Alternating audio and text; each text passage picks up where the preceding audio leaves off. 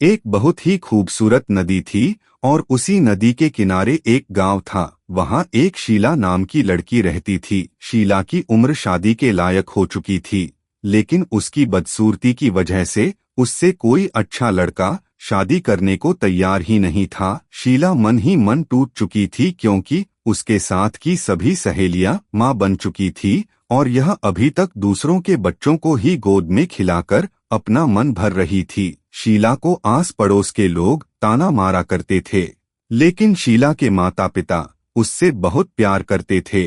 उन्हें अपनी बच्ची की बहुत चिंता थी, इसलिए वह अपनी बच्ची की शादी के लिए गहने खरीदने बाजार जाते हैं। हालांकि इनके आर्थिक हालात कोई खास नहीं हैं, लेकिन जिंदगी भर थोड़े थोड़े पैसे जमा करके उन्होंने अपनी बेटी की शादी करने की व्यवस्था बनाई है।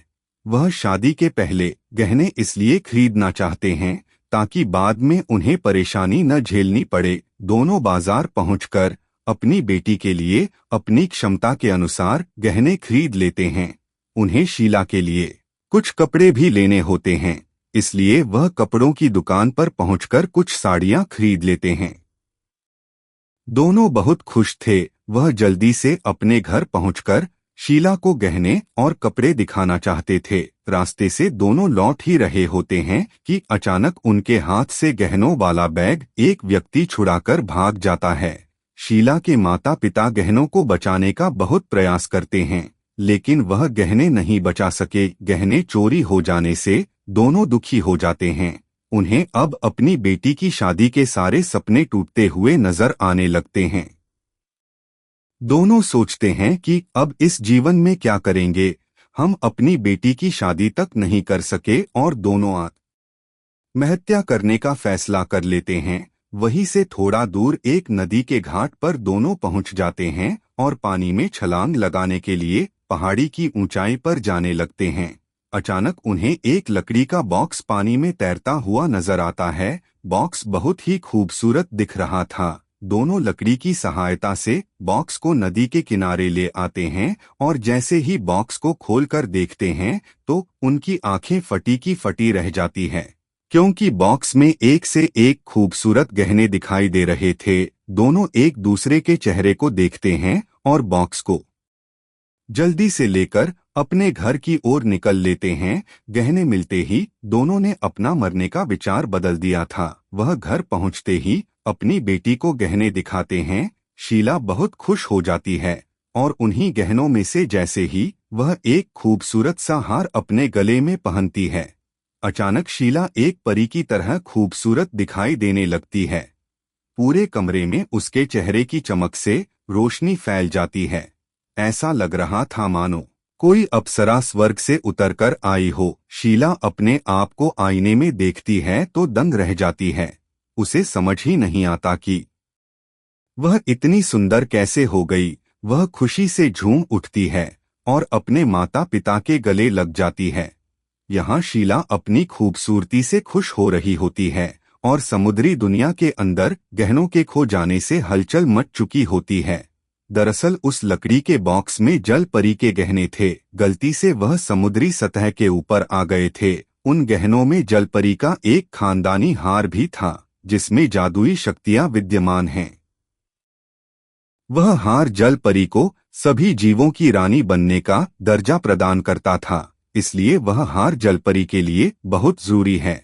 जल परी का हार किसी भी इंसानी शरीर के संपर्क में आया तो जल परी को तुरंत उसकी लोकेशन पता चल गई और वह गुस्से में आ गई। अब उसे किसी भी कीमत पर अपने गहने चाहिए थे, लेकिन समुद्री दुनिया से बाहर जाने में जल परी को खतरा महसूस हो रहा था। इसलिए वह एक चूड़ी बेचने वाली का रूप बनाकर शीला के घर जाती है। यहाँ शीला की खूबसूरती की वजह से उसके घर में रिश्तों की लाइन लगी होती है। दरअसल जो भी शीला को देख रहा था वह उसकी खूबसूरती पर मोहित हो रहा था। उसके जैसी खूबसूरत लड़की पूरे शहर में नहीं थी और यह जलपरी के हार का ही कमाल था, जो एक बदसूरत लड़की परियों की तरह दिखने लगी थी। शीला की शादी एक बहुत ही उच्च घराने में योग्य लड़के के साथ तय हो जाती है। दोनों एक दूसरे के हाथ में अंगूठी पहना ही रहे होते हैं कि उसी बीच जल परी उनके दरवाजे में पहुंचकर आवाज लगाती है, चूड़ी ले लो, चूड़ी। शीला के घर में मेहमान आए हुए थे, इसलिए चूड़ी वाली पर कोई ध्यान नहीं देता। तभी वह जोर से आवाज लगाते हुए कहती है, सगुन की चूड़ी ले लो। और शादी के शुभ अवसर में सगुन की चूड़ियों का नाम सुनते ही शीला चूड़ी वाली को रोकने को कहती है। और जैसे ही शीला जल परी के सामने पहुंचती है, जल परी उसके गले में हार देखते ही पहचान जाती है कि वह उसी का खानदानी हार है। जल परी चालाकी से वह हार देखने के बहाने शीला से मांगती हैं। शीला को यह बात पता ही नहीं थी कि उसकी खूबसूरती की वजह हार है। शीला बहुत भोली भाली लड़की होती है। वह हार निकालकर जल परी के हाथों में दे देती है। जैसे ही शीला हार निकालकर देती है, अचानक वह बदसूरत लड़की में बदल जाती है। उसका कुरूप चेहरा देख जल परी को दुख होता है। जल परी ने उसके अंदर की खुशी महसूस की थी, लेकिन जल परी की मजबूरी है कि वह हार शीला से उसे लेना ही होगा, वरना वह कभी भी समुद्री दुनिया में महारानी नहीं बन पाएगी। शीला को पता नहीं होता कि हार निकालने के बाद वह बदसूरत हो चुकी है। तभी जल परी उसे उस हार की तरह दिखने वाला एक नकली हार दे देती है। शीला खुशी खुशी उस हार को पहन लेती हैं, लेकिन शीला की खूबसूरती वापस नहीं आती। शीला के चेहरे को देखकर आए हुए रिश्तेदार रिश्ता तोड़ देते हैं। शीला को रिश्तेदारों की नाराजगी की वजह अभी तक समझ में नहीं आई थी, लेकिन जैसे ही वह आईने के सामने दोबारा आती है तो उसे समझ में आ जाता है कि उसकी शादी का रिश्ता क्यों टूट गया। जल परी हार के साथ साथ शीला की खूबसूरती भी लेकर जा चुकी थी। शीला यहाँ अपनी बदसूरती को कोस रही होती है, लेकिन शादी टूटने का गम शीला से ज्यादा उसके माता पिता को होता है। सभी रिश्तेदारों के सामने उनकी इज्जत उतर जाती है और वह अपने आप को हारा हुआ महसूस करने लगते हैं। जब सभी रिश्तेदार चले जाते हैं तो शीला बिना कुछ खाए पिए ही रोते रोते अपने कमरे में सो जाती है। अगले दिन शीला जैसे ही सुबह उठती है, वह फिर से खूबसूरत परी की तरह दिखाई देने लगती है।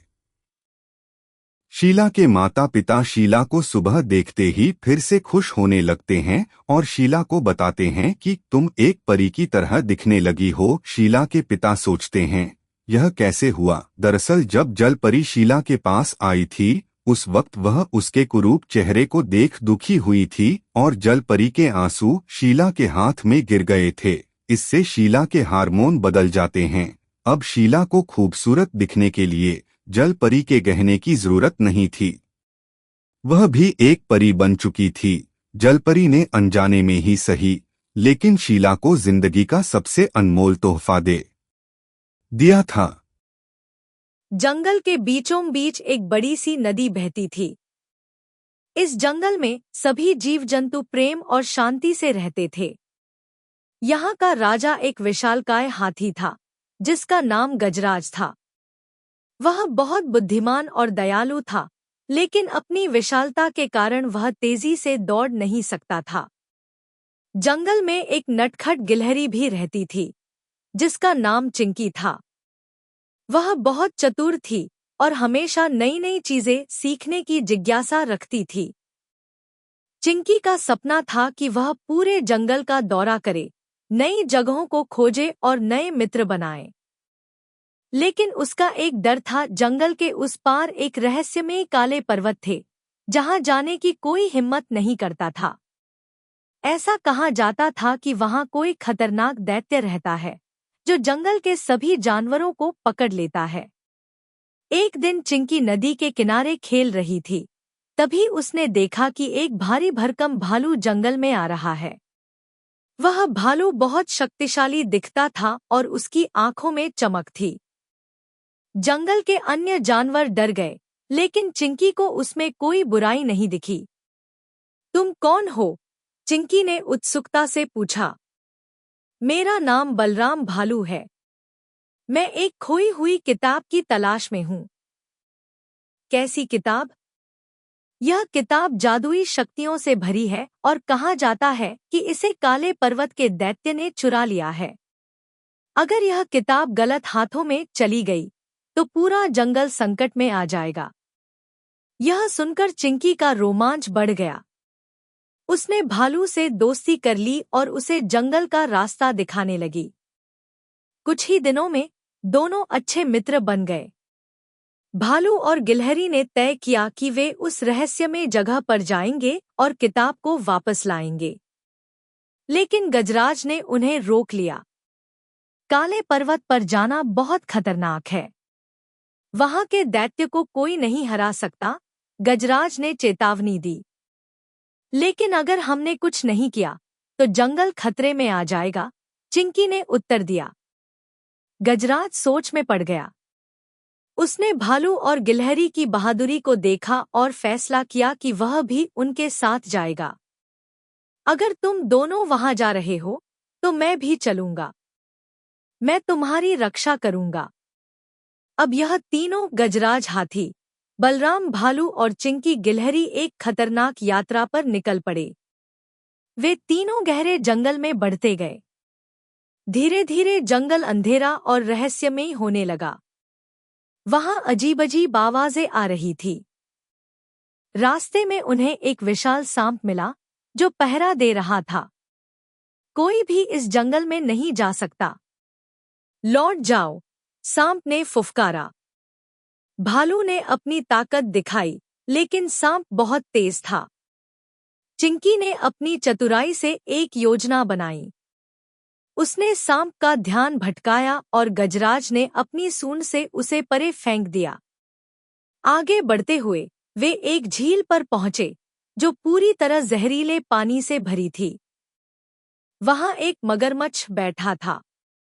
अगर तुम्हें आगे जाना है तो मेरी पहेली का उत्तर दो, मगरमच्छ बोला। मगरमच्छ ने पूछा, ऐसी कौन सी चीज है जो बिना पंखों के उड़ती है, बिना पैरों के दौड़ती है और बिना मुंह के बोलती है? चिंकी ने जल्दी से उत्तर दिया, हवा। मगरमच्छ मुस्कुराया और रास्ता खोल दिया। आखिरकार वे काले पर्वत पर पहुंचे। वहां एक गुफा में एक विशाल दैत्य बैठा था जिसके पास जादुई किताब थी। कौन हो तुम? दैत्य गरजा। हम अपनी किताब लेने आए हैं, भालू बोला। दैत्य हंसा और अपने जादू से आग के गोले बरसाने लगा। लेकिन गजराज ने अपनी सूंड से पानी फेंका और आग बुझा दी। भालू ने अपनी ताकत से दैत्य को पकड़ लिया और चिंकी ने चतुराई से किताब झपट ली। जैसे ही किताब उनके हाथ में आई, दैत्य की शक्ति खत्म हो गई और वह अदृश्य हो गया। गजराज, भालू और चिंकी किताब लेकर जंगल लौटे। सभी जानवरों ने उनका स्वागत किया। गजराज ने घोषणा की, सच्ची शक्ति सिर्फ ताकत में नहीं, बल्कि चतुराई, दोस्ती और साहस में होती है। चिंकी को गर्व था कि उसने अपने सपने को पूरा किया और पूरे जंगल को बचाने में मदद की। जब गजराज, भालू और चिंकी जादुई किताब को लेकर जंगल लौटे तो सभी जानवरों ने खुश होकर उनका स्वागत किया। लेकिन तभी एक बूढ़ा उल्लू आया जो जंगल का सबसे बुद्धिमान प्राणी माना जाता था। क्या तुम्हें पता है कि यह किताब सिर्फ एक साधारण किताब नहीं है? उल्लू ने गंभीर आवाज में कहा। क्या मतलब? भालू ने आश्चर्य से पूछा।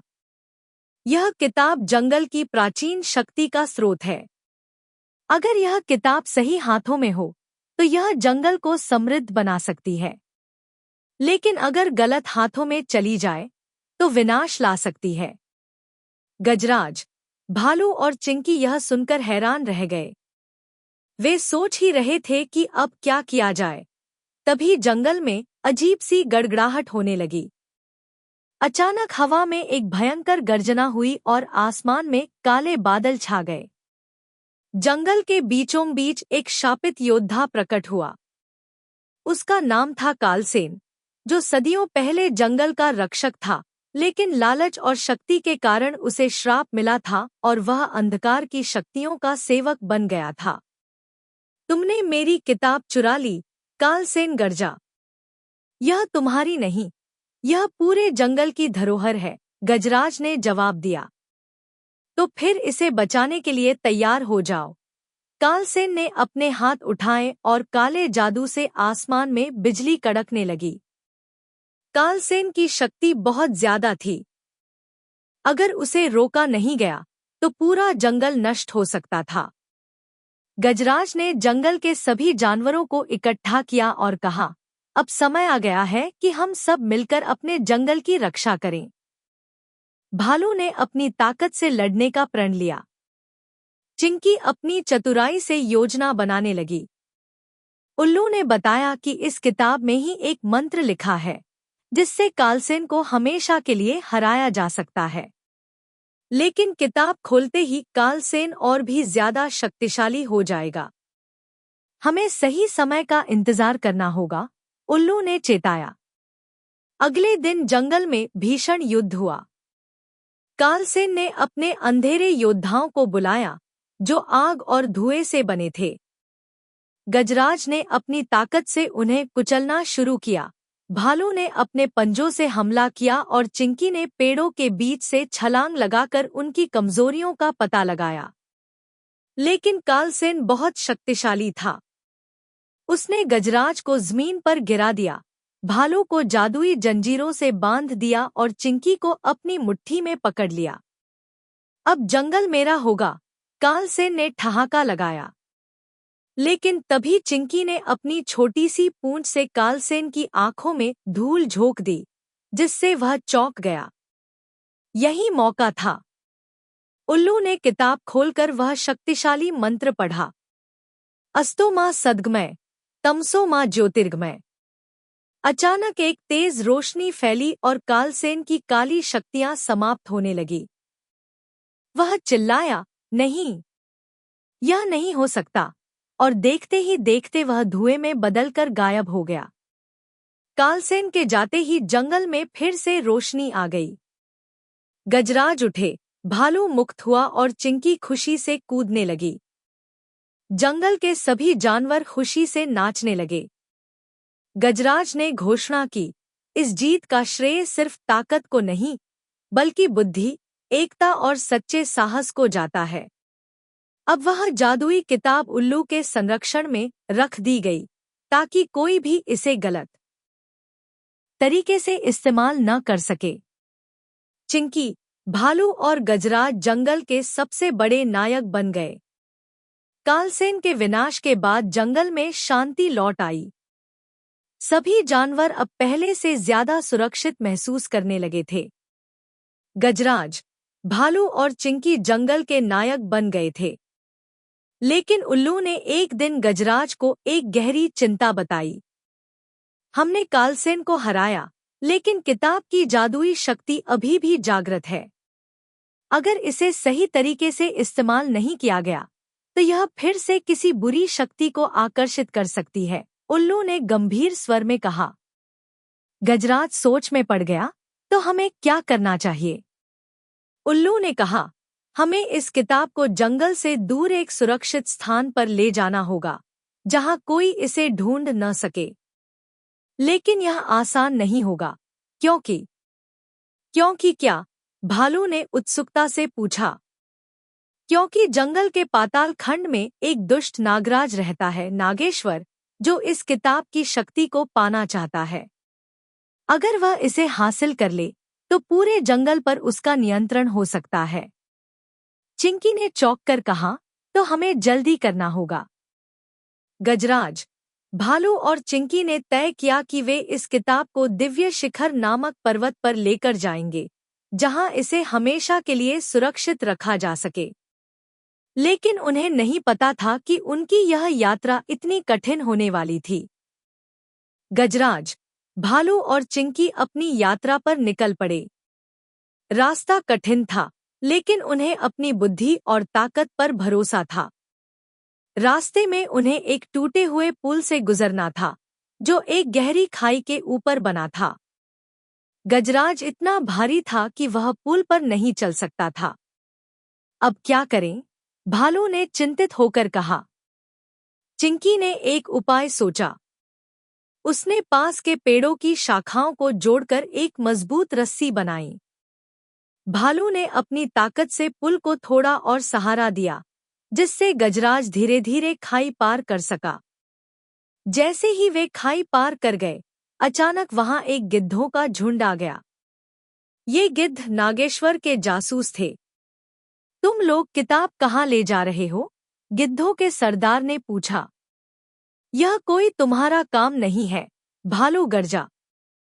गिद्धों ने उन पर हमला कर दिया। गजराज ने अपनी सूंड से उन्हें भगाने की कोशिश की। भालू ने अपने पंजों से लड़ा और चिंकी ने एक पेड़ से कूदकर गिद्धों के सरदार की चोंच पकड़ ली, जिससे वह दर्द से चिल्लाने लगा। गिद्ध डर गए और उड़ गए।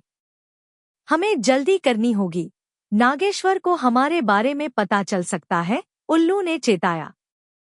तीनों जैसे ही पाताल खंड के करीब पहुंचे, वहां चारों ओर अंधकार था। यह जगह रहस्यमयी और डरावनी थी। अचानक जमीन हिलने लगी और एक भयानक फुफकार सुनाई दी। कौन मेरी भूमि पर आया है? सामने से एक विशाल काला नाग प्रकट हुआ। यह नागेश्वर था। उसकी लाल आंखें चमक रही थी और उसकी आवाज गूंज रही थी। तुम्हें क्या चाहिए? गजराज ने साहसपूर्वक पूछा। मुझे वह किताब दो। यह मेरी शक्ति को 10 गुना बढ़ा सकती है। मैं पूरे जंगल का राजा बन सकता हूँ, नागेश्वर ने कहा। हम ऐसा कभी नहीं होने देंगे, भालू गरजा। नागेश्वर ने हमला कर दिया। उसने अपनी पूंछ से गजराज को पकड़ने की कोशिश की, लेकिन गजराज ने उसे अपनी ताकत से पीछे धकेल दिया। भालू ने पंजे मारे, लेकिन नाग बहुत फुर्तीला था।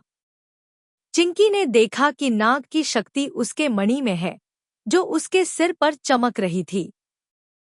अगर हम इस मणि को तोड़ दें, तो नाग की शक्ति खत्म हो सकती है, चिंकी चिल्लाई। भालू ने पूरी ताकत से छलांग लगाई और मणि को जोर से मार दिया। मणि चटक गई और नागेश्वर जोर से चिल्लाया। नहीं! उसकी शक्तियां खत्म होने लगी और वह कमजोर होकर जमीन पर गिर पड़ा। अब यह किताब हमारी नहीं, बल्कि पूरे जंगल की धरोहर है, गजराज ने कहा। तीनों योद्धा दिव्य शिखर की ओर बढ़े। वहां एक प्राचीन मंदिर था, जहां किताब को एक विशेष ऊर्जा क्षेत्र में सुरक्षित रखा जा सकता था। जब उन्होंने किताब को वहां रखा, तो एक चमकदार रोशनी निकली और पूरे जंगल में फैल गई। गजराज, भालू और चिंकी ने देखा कि अब जंगल हमेशा के लिए सुरक्षित था। अब वे तीनों जंगल के सच्चे रक्षक बन गए थे और उनके साहस की कहानी पीढ़ी दर पीढ़ी सुनाई जाने लगी। सीख: एक बुद्धिमानी और साहस से बड़ी बाधा को जीता जा सकता है। 2, एकता में शक्ति होती है। अकेला व्यक्ति चाहे कितना भी शक्तिशाली हो, लेकिन टीम वर्क से बड़ी जीत मिलती है। 3, सच्ची शक्ति दूसरों पर राज करने में नहीं, बल्कि उनकी रक्षा करने में होती है। बंदर और हाथी की अद्भुत यात्रा। जंगल का अजीब सपना। एक घना जंगल था, जहां तरह तरह के जानवर रहते थे। उसी जंगल में एक चतुर और शरारती बंदर, कपी, और एक विशालकाय, समझदार हाथी, गजराज, रहते थे। कपी तेज दिमाग वाला था और गजराज शांत और बुद्धिमान। दोनों की गहरी दोस्ती थी, लेकिन स्वभाव एकदम अलग। कपी को नई जगहों की खोज करना पसंद था और गजराज को जंगल की कहानियां सुनना अच्छा लगता था। एक रात गजराज को एक अजीब सपना आया।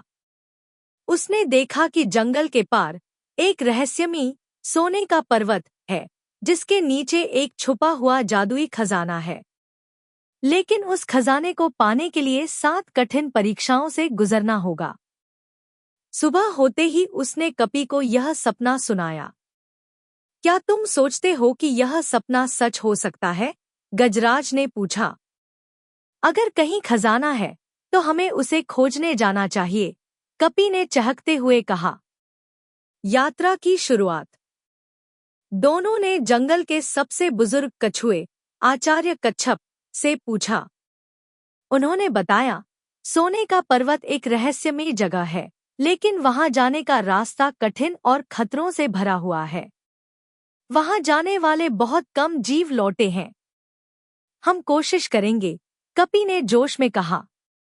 आचार्य कच्छप ने उन्हें एक पुराना नक्शा दिया और कहा कि यह यात्रा आसान नहीं होगी। उन्हें जंगल के पार एक बड़ा रेगिस्तान, एक विशाल नदी और एक भयानक गुफा पार करनी होगी। पहला चैलेंज, माया का रेगिस्तान। चलते चलते वे एक गर्म रेगिस्तान में पहुंच गए, जहां चारों ओर दूर दूर तक रेत ही रेत थी। जैसे ही वे आगे बढ़े, उन्हें अजीब चीजें दिखने लगीं, कभी एक सुंदर सरोवर, कभी पेड़ पौधे, लेकिन जैसे ही वे पास गए, सब गायब हो जाता। यह मृगतृष्णा है, हमें धोखा नहीं खाना चाहिए, गजराज ने कहा। लेकिन कपी को प्यास लगी थी।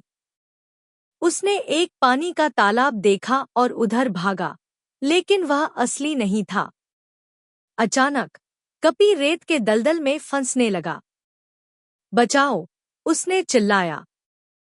गजराज तुरंत दौड़ा और अपनी लंबी सूंड से उसे खींच लिया। बड़ी मुश्किल से वे आगे बढ़े। दूसरी परीक्षा, रहस्यमयी नदी। रेगिस्तान पार करने के बाद वे एक चमकती हुई नदी के किनारे पहुंचे। लेकिन यह कोई साधारण नदी नहीं थी। जैसे ही उन्होंने पानी छुआ, नदी ने बोलना शुरू कर दिया। जो भी मुझे पार करेगा, उसे अपनी सबसे अनमोल चीज छोड़नी होगी।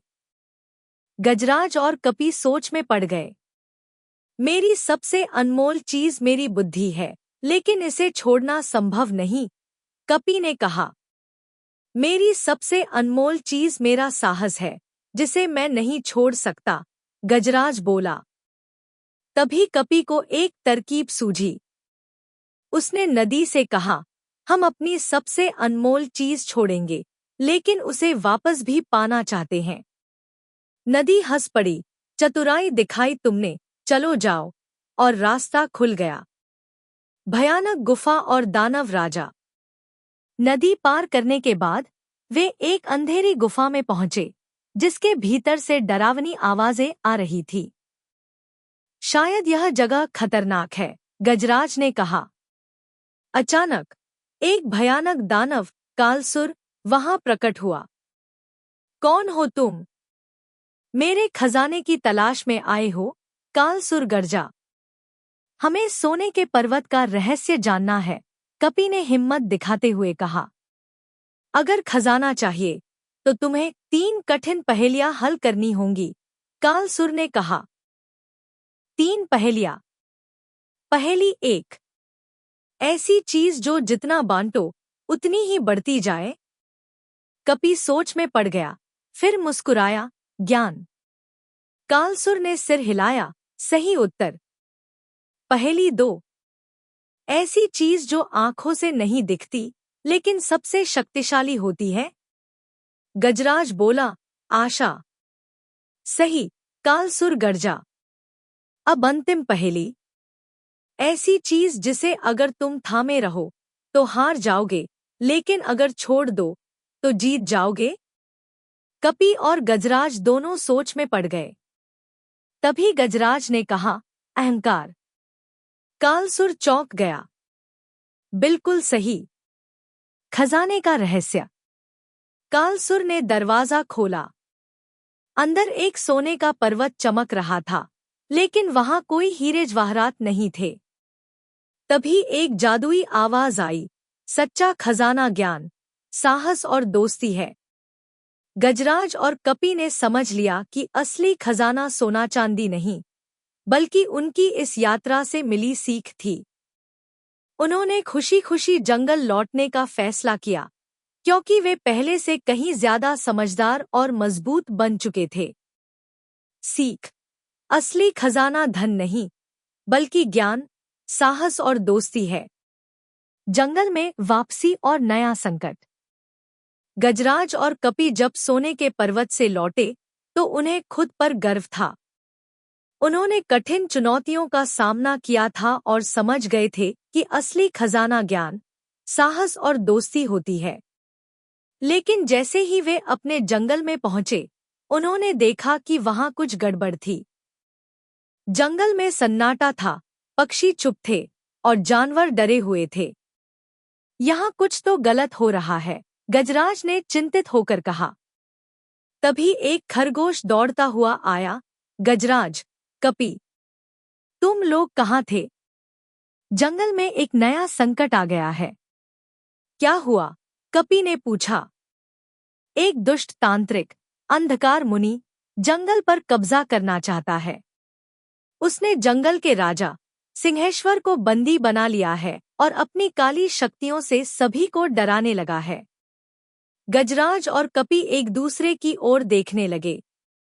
वे अभी एक लंबी यात्रा से लौटे थे, लेकिन अब एक नया संकट खड़ा हो गया था। अंधकार मुनि का आतंक। अंधकार मुनि एक शक्तिशाली तांत्रिक था, जो जादू से जंगल को अपनी मर्जी से चलाना चाहता था। उसने जंगल के सबसे ऊंचे पहाड़ पर अंधकार महल बना लिया था। जो मेरी शक्ति को नहीं मानेगा, उसे मैं पत्थर बना दूंगा, अंधकार मुनि ने पूरे जंगल में घोषणा कर दी थी। गजराज ने कहा, हमें जंगल के सभी जानवरों को एकजुट करना होगा। कपी ने अपनी फुर्ती और चतुराई से सारे जानवरों को इकट्ठा किया। हिरण, भालू, लोमड़ी, तोता और सभी छोटे बड़े जीव आ गए। हमें मिलकर लड़ना होगा, कपी चिल्लाया। योजना और युद्ध की तैयारी। गजराज ने जंगल के सबसे बुजुर्ग आचार्य कच्छप से सलाह ली। अंधकार मुनि को सीधे नहीं हराया जा सकता। उसकी शक्ति उसके जादुई कमंडल में है। अगर वह टूट जाए तो उसकी ताकत खत्म हो जाएगी। कपी ने मुस्कुराते हुए कहा, यानी हमें सीधी लड़ाई से नहीं, चतुराई से जीतना होगा। गजराज, कपी और जंगल के सभी जानवरों ने एक योजना बनाई। गजराज और भालू महल के द्वार तोड़ेंगे। हिरण और लोमड़ी ध्यान भटकाएंगे।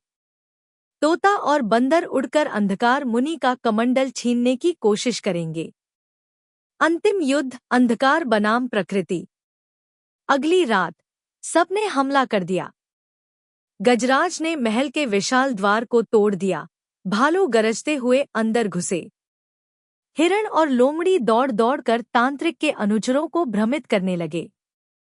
अंधकार मुनि ने गुस्से में चिल्लाया, मूर्ख जानवर, मैं तुम्हें नष्ट कर दूंगा। उसने जादू से आग बरसाई, लेकिन कपी और तोता उड़कर उसके पीछे पहुंच गए। अब समय आ गया है, कपी ने कहा। कपी ने तेजी से कमंडल को पकड़ लिया, लेकिन अंधकार मुनि ने उसे पकड़ लिया। तू मुझे हरा नहीं सकता, बंदर।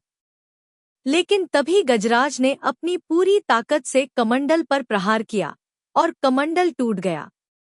नहीं, अंधकार मुनि चिल्लाया और अचानक उसकी सारी शक्ति गायब हो गई। तुम जंगल पर राज नहीं कर सकते, क्योंकि यह प्रकृति का है, गजराज ने गरजते हुए कहा। अंधकार मुनि की शक्ति खत्म होते ही जंगल के राजा सिंहेश्वर आजाद हो गए और पूरा जंगल खुश हो गया। भाग 12। जंगल में खुशी और नई सीख। अब जंगल में फिर से शांति आ गई थी। राजा सिंहेश्वर ने गजराज और कपी को सम्मानित किया। तुम दोनों ने दिखा दिया कि चतुराई और साहस से हर मुश्किल को हराया जा सकता है। कपी ने हंसते हुए कहा, लेकिन बिना दोस्तों के यह संभव नहीं था। गजराज मुस्कुराए, सच्ची दोस्ती ही सबसे बड़ी शक्ति है। और इस तरह जंगल में फिर से खुशी लौट आई। कपी और गजराज की दोस्ती की कहानी जंगल के हर कोने में गूंजने लगी। सीख। सच्ची शक्ति बाहुबल या जादू में नहीं, बल्कि एकता, चतुराई और सच्ची दोस्ती में होती है। एक नया रहस्य। कुछ महीने बीत गए। जंगल में शांति लौट आई थी, लेकिन कपी को हमेशा नई रोमांचक यात्राओं की तलाश रहती थी। एक दिन जब वह एक ऊंचे पेड़ पर बैठकर फल खा रहा था, उसे एक अजीब चीज दिखाई दी। जंगल के किनारे एक विशाल पत्थर पर अजीब से प्राचीन चिन्ह खुदे हुए थे। ये क्या है? कपी ने सोचा और तुरंत गजराज के पास गया। गजराज ने चिन्हों को ध्यान से देखा। ये तो बहुत पुराने हैं। शायद यह किसी गुप्त रास्ते का संकेत है। हो सकता है यह किसी और छुपे हुए खजाने की ओर इशारा कर रहा हो। कपी की आंखें चमक उठीं। अगर ऐसा है तो हमें इसे जानना चाहिए, गजराज ने कहा। गुप्त दरवाजे का रहस्य। वे जंगल के सबसे ज्ञानी जीव, उल्लू आचार्य विद्याधर के पास पहुंचे। आचार्य जी, इस पत्थर पर ये अजीब संकेत क्या बताते हैं? कपी ने उत्सुकता से पूछा। विद्याधर ने अपनी चमकीली आंखों से चिन्हों को देखा और कहा, यह एक गुप्त द्वार का संकेत है। कहा जाता है कि जंगल के नीचे एक छुपा हुआ राज्य नागलोक है, जहां अनमोल खजाने और अनोखी शक्तियां छुपी हैं। लेकिन वह जगह आसान नहीं, वहां खतरनाक पहरेदार रहते हैं। तो चलो, चलकर देखते हैं, कपी ने उछलते हुए कहा। रुको, यह कोई साधारण यात्रा नहीं होगी, गजराज ने कहा। हमें अच्छी तैयारी करनी होगी। नागलोक का प्रवेश द्वार। कपी और गजराज अपने कुछ भरोसेमंद साथियों, तोता, चित्तचोर, लोमड़ी, धूर्ता और भालू, बलराम, को लेकर गुप्त दरवाजे के पास पहुंचे। कपी ने चारों ओर देखा और कहा, लेकिन दरवाजा तो दिख ही नहीं रहा। तोता चित्तचोर ने ऊपर से देखा और कहा, इस बड़े पत्थर के नीचे कुछ अजीब सा है। गजराज ने अपनी ताकत से पत्थर को हटाया और उनके सामने एक गहरा कुआं खुल गया। कुएं में उतरते ही उन्हें एक सर्पाकृति का द्वार दिखाई दिया, जिसके ऊपर लिखा था, केवल वही प्रवेश कर सकते हैं जो निडर हों और सच्चे मन से आए। हम तो निडर हैं, कपी ने हंसते हुए कहा और अंदर कूद पड़ा। गजराज और बाकी साथी भी उसके पीछे चले गए। नागलोक के पहरेदार। वे एक विशाल गुफा में पहुंचे, जहां चारों ओर चमकते हुए नीले और हरे रत्न लगे थे। लेकिन जैसे ही उन्होंने आगे कदम बढ़ाया, अचानक वहां 4 विशालकाय नागरक्षक प्रकट हुए। रुको, तुम कौन हो? सबसे बड़े नागरक्षक, कालसर्प, ने फुफकारते हुए कहा। हम जंगल से आए हैं और हमें इस जगह का रहस्य जानना है, गजराज ने कहा। अगर आगे बढ़ना है तो तुम्हें 3 परीक्षाएं पार करनी होंगी, कालसर्प गरजा। फिर से परीक्षाएं? कपी ने आंखें घुमाईं। चलो, बताओ क्या करना होगा। 3 कठिन परीक्षाएं। पहली परीक्षा, धैर्य की परीक्षा। एक विशालकाय पत्थर हवा में लटका हुआ था और उसके नीचे एक संकीर्ण पुल था। अगर तुम्हें नागलोक तक पहुंचना है तो बिना रुके इस पुल को पार करना होगा। लेकिन ध्यान रहे, अगर तुम डर गए तो पत्थर गिरकर तुम्हें कुचल देगा। कपी ने चुटकी बजाई, ये तो आसान है, और वह फुर्ती से पुल पार कर गया। गजराज और बाकी साथियों ने भी धैर्य से चलकर परीक्षा पार कर ली। दूसरी परीक्षा, बुद्धिमानी की परीक्षा। एक विशाल दरवाजे पर 3 चित्र बने थे, एक चंद्रमा, एक अग्नि और एक सागर। दरवाजे पर लिखा था, इनमें से कौन सी शक्ति सबको जीवन देती है? गजराज ने कहा, चंद्रमा ठंडक देता है, अग्नि शक्ति देती है, लेकिन सागर सबको जल देता है, और जल के बिना जीवन संभव नहीं। दरवाजा खुल गया।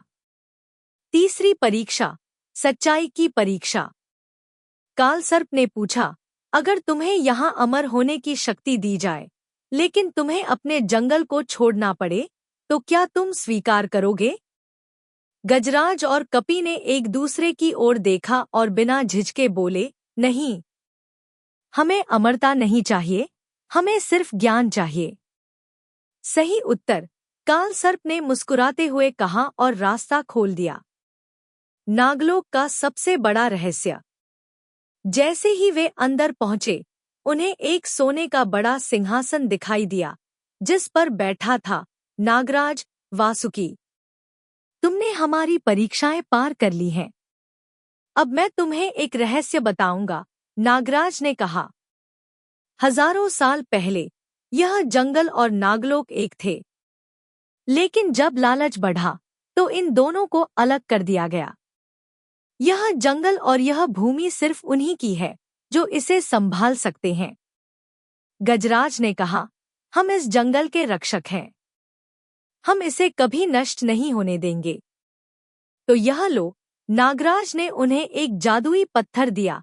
यह जंगल की रक्षा करने की शक्ति देगा। लेकिन याद रखना, यह शक्ति केवल तब काम करेगी जब जंगल के सभी जीव एकता में रहेंगे।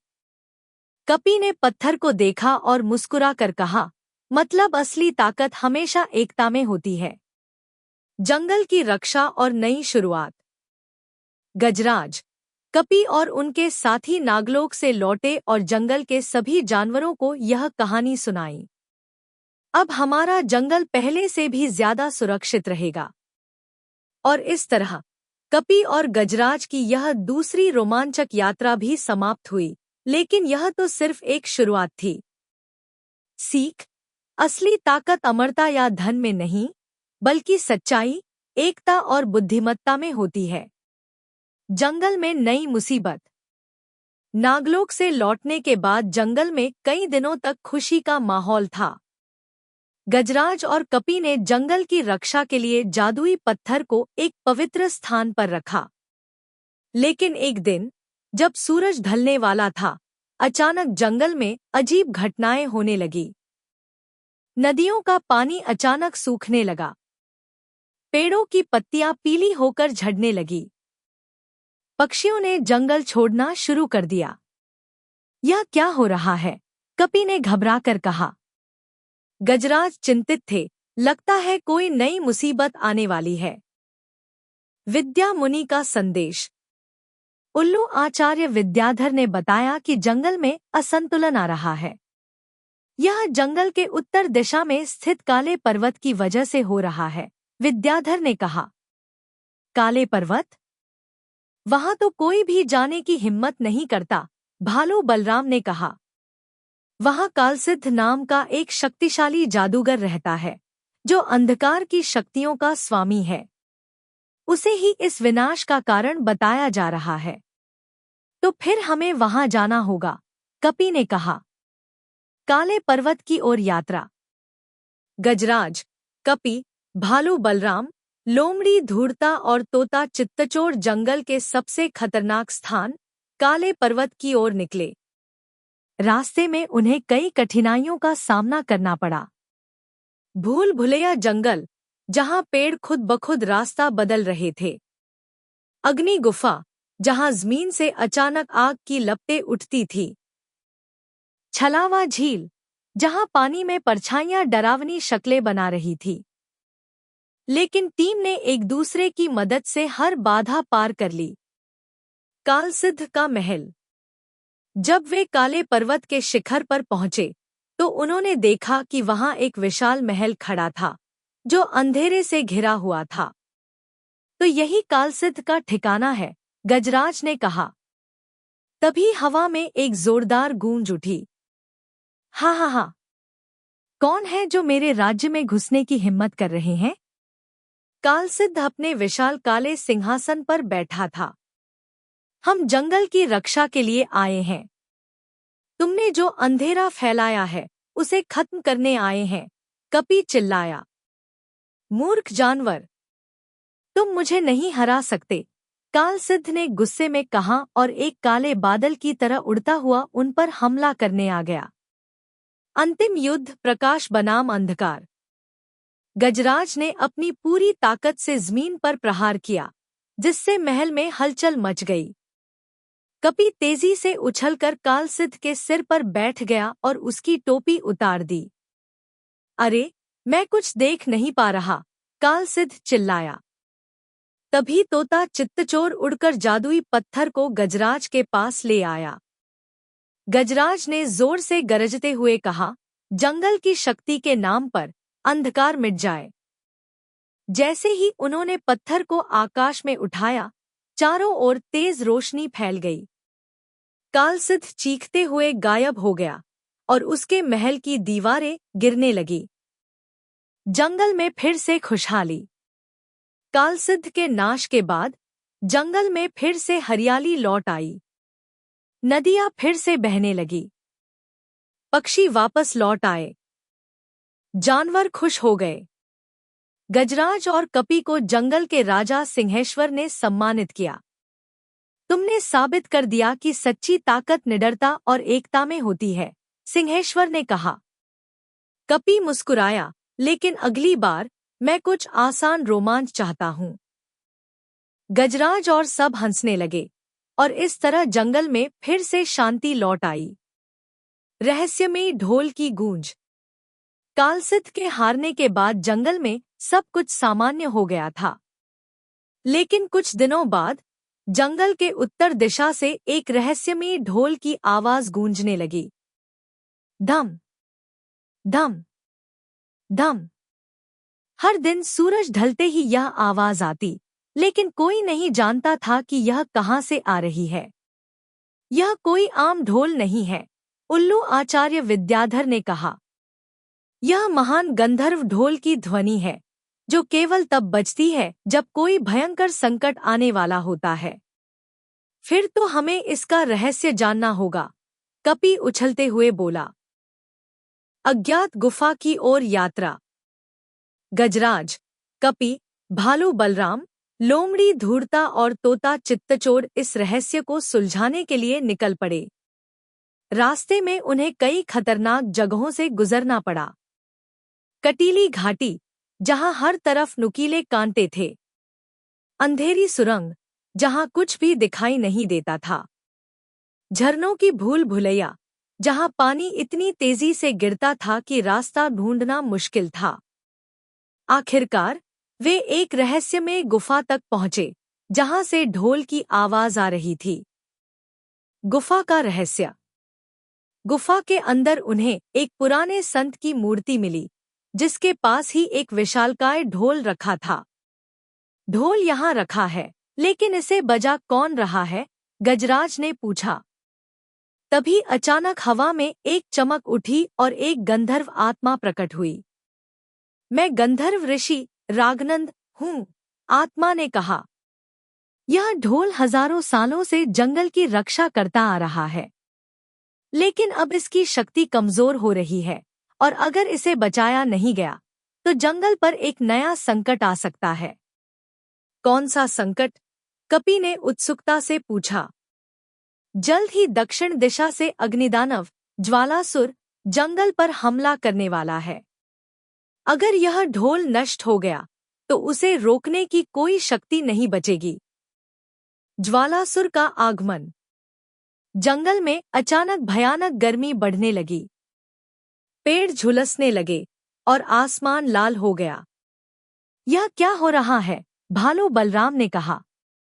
तभी एक विशालकाय आग से बना राक्षस दक्षिण दिशा से जंगल की ओर बढ़ने लगा।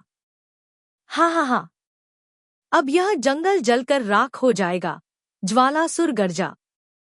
गजराज, कपी और उनके साथी तुरंत जंगल की रक्षा के लिए खड़े हो गए। अंतिम युद्ध अग्नि बनाम जल। गजराज ने अपनी पूरी ताकत से जमीन पर प्रहार किया, जिससे चारों ओर धूल का तूफान उठ गया। कपी तेजी से उछलकर ज्वालासुर की पीठ पर चढ़ गया और उसकी आंखों पर मिट्टी डाल दी। अरे, मुझे कुछ दिखाई नहीं दे रहा, ज्वालासुर चिल्लाया। तभी तोता चित्तचोर उड़कर गंधर्व ढोल के पास पहुंचा और उसे जोर से बजाने लगा। धम धम धम। जैसे ही ढोल बजा, आकाश से तेज बारिश होने लगी और ज्वालासुर की आग बुझने लगी। नहीं, यह नहीं हो सकता, ज्वालासुर चीखते हुए राख में बदल गया। जंगल में फिर से शांति। ज्वालासुर के नाश के बाद जंगल में फिर से हरियाली लौट आई। गंधर्व ऋषि रागनंद ने गजराज और कपी को आशीर्वाद दिया, तुम्हारी बहादुरी के कारण जंगल बच गया। यह ढोल अब हमेशा तुम्हारी रक्षा करेगा। गजराज मुस्कुराया, हम जंगल के रक्षक हैं और इसे हमेशा बचाते रहेंगे। कपी ने उछलकर कहा, लेकिन अगली बार मैं थोड़ा आसान रोमांच चाहता हूं। सभी हंस पड़े और इस तरह जंगल में फिर से शांति लौट आई। गुप्त योद्धाओं की चुनौती। जंगल में शांति लौट आई थी, लेकिन गंधर्व ढोल की आवाज अब भी रह रहकर गूंज रही थी। ये ढोल अब क्यों बज रहा है? कपी ने चौंक कर कहा। शायद कोई और संकट आने वाला है, गजराज ने गंभीर स्वर में कहा। तभी हवा में एक रहस्यमयी आवाज गूंजने लगी। यदि तुम्हें जंगल का असली रक्षक बनना है, तो तुम्हें गुप्त योद्धाओं की चुनौती को पार करना होगा। गुप्त योद्धा? ये कौन है? भालू बलराम ने पूछा। ये वो महान योद्धा हैं, जो जंगल की सबसे गहरी गुफाओं में रहते हैं। केवल वही जंगल के असली रक्षक बन सकते हैं, जो उनकी परीक्षाओं को पार कर लें, उल्लू आचार्य विद्याधर ने समझाया। तो हमें यह परीक्षा देनी होगी, गजराज ने कहा। लेकिन यह आसान नहीं होगा, लोमड़ी धूर्ता ने चेतावनी दी। पहली परीक्षा जलद्वार का रहस्य। गुप्त योद्धाओं की गुफा तक पहुंचने के लिए उन्हें जलद्वार पार करना था, जो एक रहस्यमयी झील थी। यह झील हमें आगे बढ़ने नहीं दे रही, कपी ने कहा। तभी जल में एक विशाल जलराक्षस वरुणासुर प्रकट हुआ। जो कोई भी इस झील को पार करना चाहता है, उसे मेरी 3 पहेलियों का सही उत्तर देना होगा, वरुणासुर ने कहा। पहेली 1। ऐसी कौन सी चीज है जो जितनी ज्यादा बढ़ती है उतनी ही हल्की होती है? गजराज ने सोचा और जवाब दिया, धुआं। सही उत्तर, वरुणासुर बोला। पहेली 2। ऐसी कौन सी चीज है जो तोड़ने पर भी पूरी नहीं टूटती? कपी ने झट से कहा, सवेरा, सुबह। सही उत्तर, वरुणासुर मुस्कुराया। पहेली 3। ऐसा क्या है जिसे हम जितना बांटते हैं उतना ही बढ़ता है? तोता चित्तचोर ने जवाब दिया, ज्ञान। तुम सबने पहेलियां हल कर ली, अब तुम आगे जा सकते हो, वरुणासुर ने कहा और झील का पानी 2 भागों में बंट गया, जिससे रास्ता खुल गया। दूसरी परीक्षा पत्थर के योद्धा। अगले चरण में उन्हें एक प्राचीन मंदिर मिला, जिसके चारों ओर पत्थर के योद्धाओं की मूर्तियां थीं।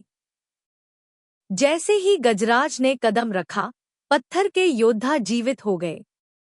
हमें इनसे लड़ना होगा, भालू बलराम गर्जा। पत्थर के योद्धा बहुत ताकतवर थे, लेकिन गजराज ने अपनी सूंड से एक को दूर फेंक दिया। कपी ने तेजी से छलांग लगाई और एक योद्धा की आंखों पर मिट्टी डाल दी। लोमड़ी धूर्ता ने चतुराई से एक योद्धा को चकमा देकर खाई में गिरा दिया। तोता चित्तचोर ने गंधर्व ढोल बजाया, जिससे योद्धाओं की शक्ति कमजोर हो गई और वे फिर से पत्थर में बदल गए। हमने दूसरी परीक्षा भी पार कर ली, गजराज ने कहा। अंतिम परीक्षा गुप्त योद्धाओं का निर्णय।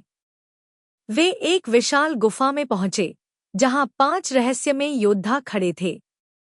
तुमने 2 परीक्षाएं पार कर ली, लेकिन अब तुम्हें साबित करना होगा कि तुम जंगल के असली रक्षक हो, सबसे बड़े योद्धा ने कहा। कैसे? कपी ने पूछा। तुम्हें बिना लड़ाई किए इस गुफा से बाहर निकलना होगा, योद्धा ने कहा। गजराज और कपी सोच में पड़ गए। अगर हम बल से बाहर निकलने की कोशिश करेंगे, तो हम असफल हो जाएंगे। हमें कोई और रास्ता सोचना होगा, गजराज ने कहा। लेकिन यहाँ कोई दूसरा रास्ता नहीं है, भालू बलराम ने कहा। तभी लोमड़ी धूर्ता को एक उपाय सूझा। हमें गुप्त मार्ग ढूंढना होगा। वे चारों ओर देखने लगे और कपी को एक छोटा सा दरवाजा दिखा, जिस पर लिखा था, सच्चे रक्षक वो होते हैं जो सही रास्ता पहचान सकें। यही रास्ता है, कपी चिल्लाया। उन्होंने दरवाजा खोला और जैसे ही बाहर निकले, गुप्त योद्धाओं ने ताली बजाई। तुमने अपनी बुद्धिमानी और एकता से परीक्षा पास कर ली। अब से तुम जंगल के सच्चे रक्षक कहलाओगे। गजराज और कपी ने सिर झुकाकर आभार व्यक्त किया। जंगल का सबसे बड़ा सम्मान। जब वे जंगल लौटे तो राजा सिंहेश्वर ने उन्हें बुलाया। तुमने साबित कर दिया कि तुम जंगल के सच्चे योद्धा हो, इसलिए मैं तुम दोनों को जंगल का महायोद्धा घोषित करता हूं। सभी जानवरों ने तालियां बजाईं। कपी मुस्कुराया, अब क्या हमें आराम करने मिलेगा? तभी गंधर्व ढोल फिर से बज उठा। धम धम धम। गजराज ने मुस्कुराकर कहा, शायद जंगल में एक और नया रोमांच हमारा इंतजार कर रहा है। रत्नलाल आग की लौ के बीच रखा था। जैसे ही गोलू ने उसे उठाया, एक अग्नि राक्षस प्रकट हुआ और गरजकर बोला, अगर यह रत्न चाहिए तो मेरी पहेली का उत्तर दो। मोनी ने पूछा, क्या पहेली है?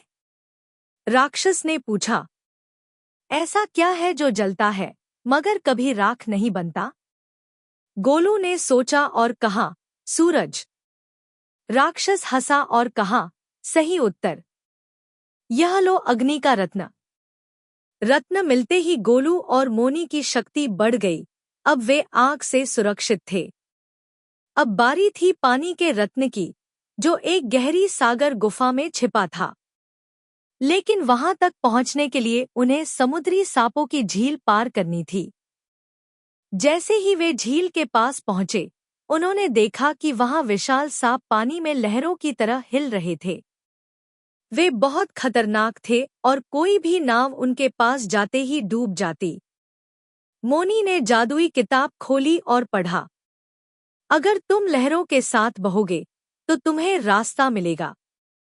गोलू ने ध्यान से देखा और समझ गया कि उन्हें सीधा आगे बढ़ने की बजाय लहरों के साथ बहना होगा। वे झील में कूद गए और लहरों के साथ तैरने लगे। धीरे धीरे वे झील पार कर गए और गुफा के अंदर पहुंचे। गुफा के बीचों बीच नीला चमकता हुआ पानी का रत्न रखा था। लेकिन जैसे ही गोलू ने उसे उठाने की कोशिश की, एक जल राक्षस प्रकट हुआ। राक्षस ने कहा, अगर यह रत्न चाहिए तो मेरी परीक्षा पास करो। गोलू ने पूछा, क्या परीक्षा है? राक्षस ने कहा, मुझे 3 ऐसे नाम बताओ जिनमें जल शब्द आता हो। मोनी तुरंत बोली, जलपरी, जलधारा, जलयान। राक्षस हंसा और कहा, सही उत्तर। यह लो पानी का रत्न। रत्न मिलते ही गोलू और मोनी पानी में तेजी से तैरने लगे। अब वे पानी में सांस भी ले सकते थे। अब अंतिम रत्न धरती का रत्न बचा था, जो एक विशालकाय वृक्ष के नीचे छिपा था। जब वे वहां पहुंचे तो देखा कि दुष्ट जादूगर कालसुर पहले से वहां था। कालसुर ने गुस्से में कहा, तुम्हें रोकने की बहुत कोशिश की, लेकिन अब तुम्हारा खेल खत्म। उसने अपनी जादुई शक्ति से पेड़ को सूखा दिया, जिससे धरती का रत्न दिखने लगा। लेकिन मोनी ने जादुई किताब से एक मंत्र पढ़ा, धरती की शक्ति जागृत हो, अंधकार का अंत हो। अचानक पेड़ हरा भरा हो गया और उसकी जड़ों से हरा चमकता हुआ धरती का रत्न बाहर आया। गोलू ने उसे उठाया और तभी चारों रत्न एक साथ चमकने लगे। हवा, आग, पानी और धरती की शक्ति मिलते ही एक तेज रोशनी निकली और कालसुर अंधकार में समा गया। कालसुर के हारते ही पूरा जंगल फिर से हरा भरा हो गया। सभी पेड़ पौधे फिर से खिल उठे और नदियां साफ बहने लगी। मिट्ठू खुशी से बोला, गोलू और मोनी, तुमने जंगल को फिर से बचा लिया। गांव में लौटते ही सभी ने उनका भव्य स्वागत किया। अब जंगल हमेशा सुरक्षित रहेगा, क्योंकि गोलू और मोनी